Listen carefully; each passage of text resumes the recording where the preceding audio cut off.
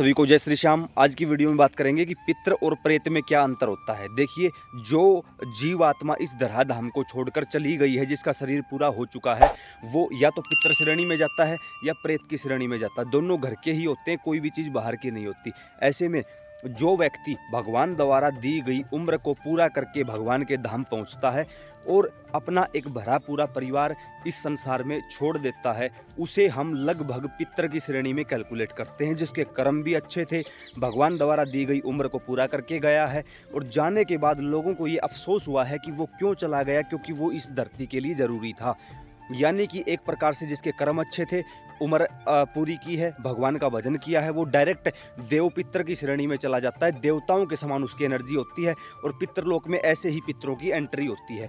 उसके अलावा कोई भी व्यक्ति जो किसी भी प्रकार से भगवान द्वारा दी गई उम्र का उल्लंघन करके गया है, चाहे वो सुसाइड किया हो, एक्सीडेंटल डेथ हो, किसी ने मार दिया हो, आग लगा के खुदकुशी की हो, या किसी भी प्रकार से कोई भी ऐसी घटना घटित हुई है जिसके कारण भगवान द्वारा दी गई उम्र का उल्लंघन किया है, तो ऐसे व्यक्तियों को भगवान कभी भी माफ़ नहीं करता। एक छोटी सी अगर आप लोगों को यह बात बताऊं, तो महाभारत के युद्ध में एक कौरव ऐसा था जो 101वां कौरव था, जिसका नाम था युयुत्सव।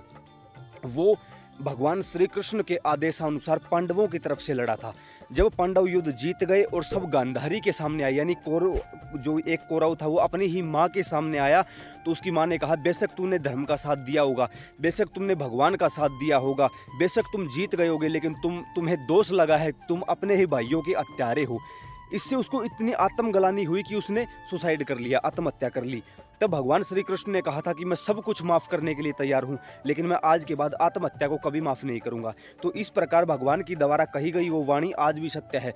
जो व्यक्ति किसी भी प्रकार से आत्महत्या कर लेता, भगवान उसको कभी माफ़ नहीं करता और वो प्रेत की श्रेणी में जाता है। ऐसे में पितृ और प्रेत दोनों हमारे ही घर के हुए। जिनके कर्म अच्छे थे, पितृ योनि में चले गए, पितृ बन गए, कर्म गंदे थे, वो प्रेत योनि में चले गए। अब थे वो हमारे ही घर के, तो हमें वो परेशान करेंगे। ऐसे में जब आप कभी किसी चौकी दरबार पर जाते हो, तो सामने वाला कहता है कि आपके पितृ आपको परेशान कर रहे हैं, जबकि ये सच्चाई नहीं होती। आपके प्रेत आपको परेशान कर रहे हैं, क्योंकि पितृ तो पितृलोक में बैठे हैं, वो तो आशीर्वाद दे रहे हैं, वो तो आपके काम बनाने के लिए देवी देवताओं से लड़ जाते हैं।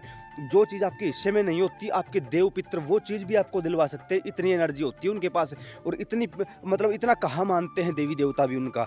तो ऐसे में जो घर के प्रेत हैं, वो अपनी मुक्ति के लिए किसके पास आएंगे? जब घर में कोई भी बच्चा भगवान का भजन शुरू कर देता है, तो उस घर के प्रेत उस व्यक्ति के पास आने लगते हैं कि हमारी भी मुक्ति करवाओ। इसी कारण आपको सपने में मरे हुए लोग दिखाई देने लगते हैं। यही कारण है कि आपको पूजा करते समय आपके शरीर के ऊपर भार या वजन महसूस होता है। स्वप्न में कोई आपको दबाने की कोशिश करता है।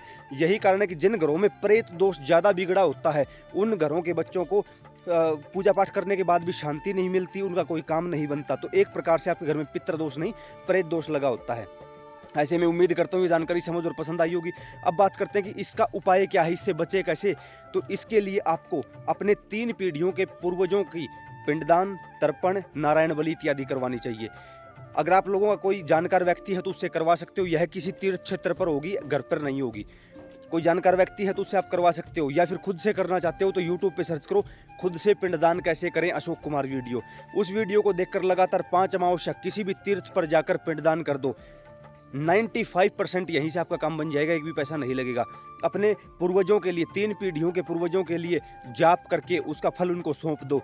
किसी गौ ब्राह्मण की सेवा करो, किसी आवारा बैल की, सांड की, पशु की सेवा करो, गौशाला में झाड़ू पोछा या किसी मंदिर में झाड़ू पोछा की सेवा करो। वहाँ से आप देखोगे कि उसका फल आपके पितरों को, पूर्वजों को प्राप्त होगा। पितर मजबूत हो जाएंगे, प्रेत योनि से मुक्त होकर भगवान के धाम चले जाएंगे या फिर अन्य योनियों में ट्रांसफर हो जाएंगे। अब अगर ये जानकारी आपको सही लगी हो तो अन्य प्रेमियों के साथ इसको जरूर शेयर करें। आपका अपना यूट्यूब परिवार है, प्यार बनाए रखिएगा। सीताराम।